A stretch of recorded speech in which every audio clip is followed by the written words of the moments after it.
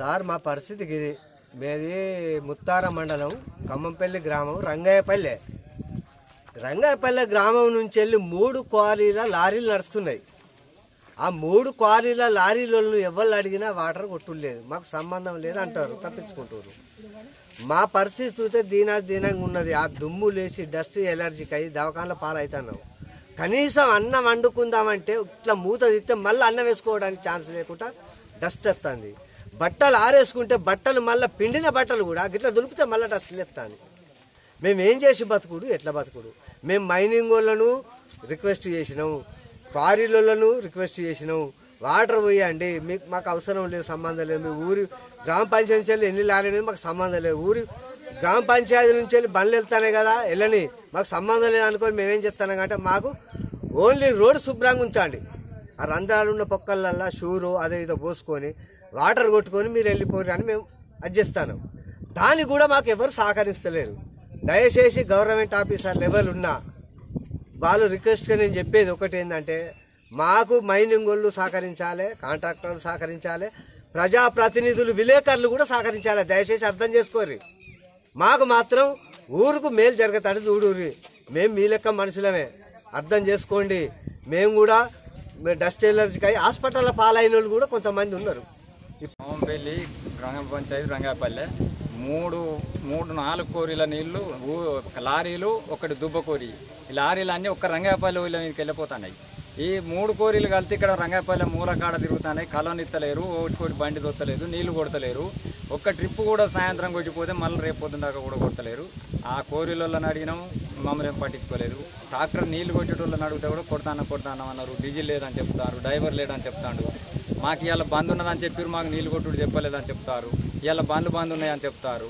మా మిరపకాయలు ఎలా ఉల్లార పోసుకుంటే అది మొత్తం తెల్లగా దుమ్ము, దాని మీద బట్టల మీద దుమ్మే, పత్తి మీద దుమ్మే. పానాది పోంటి నిలబడదామంటే కూడా ఇంతకు తలుపు దిగే భయం అవుతుంది, నీళ్ళు కొడతలేరు మాకు. వచ్చేటోళ్ళు పోయేటోళ్ళు మేము పానాది నుంచి ఇంట్లో పోను భయం అవుతుంది, ఇంట్లో నుంచి రోడ్డు కత్తుడు భయం అవుతుంది. ఆ పొక్కల్లా గుంటల్లా ఎటు తొలిగి పడతాము, బైకులు వేసుకొని పడతారు, కొట్టినాడు నీళ్లు పోతారు. పొద్దుకాంక ఒక రోజు వారం దాకా నీళ్ళు కొడతలేరు. మళ్ళీ మాకు ఏ దాంట్లో తలుపు తీసుకొని పోదామన్నా కానీ ఇంతకు సర్రన తంది దుమ్ముతో నీళ్ళు కొడతలేరు. మా పత్తులు, మా తోటలు అన్నీ ఆగం మీదనే ఉంటాయి. ఎండ పోసుకొని ఎండుగుల కాడికి వెళ్ళి కూడా ఆగం మీద ఉంటాయి.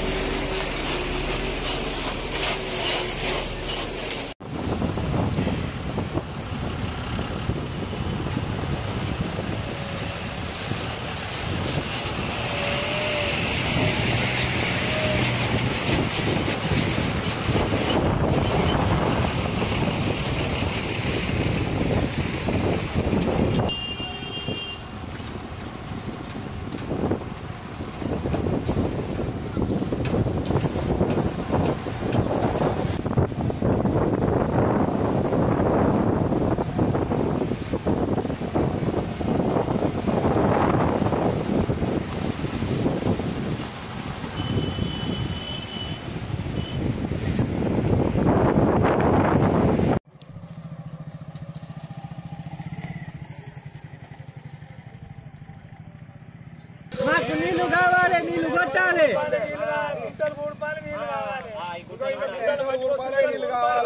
చెప్పండి, చేయతురి అందరూ చేయతురి.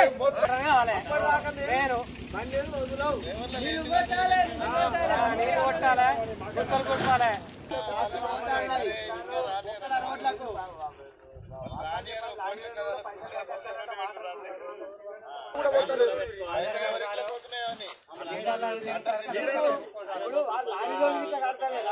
వాళ్ళు కడతారు ఆ పైసలు తింటారు ఈ పైసలు తింటారు అవసరానికి కనుక్కుంటే మనకి వాటర్ కొడతలేక పొక్కలు కుడుతాయి పడితే వర్షాకాలం ఆ సూర్యభయం అంటే దిక్పాల మట్టి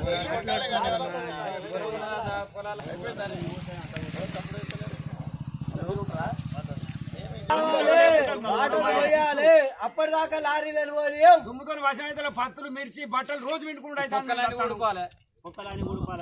ఏదో గది వల్ల మట్టి తెచ్చిపోతారా మట్టి పోయాలి నీళ్లు కొట్టాలి రోడ్లు ఆగమైతాయి మాకు మట్టి మాత్రం పోయాలి గుంటలు మొత్తం కొడపాలి మాకు వాటర్ మొత్తం రోడ్ పైన ఎప్పటి కొట్టాలి అందరు చేయలేతురే జరా చేయలేతురి నీళ్లు కొట్టాలి అని నీళ్లు కొట్టాలి పొక్కలు సాపియాలి రోడ్ గట్టిగా అరువురి మాకు రోడ్డు కావాలి అని చెప్పు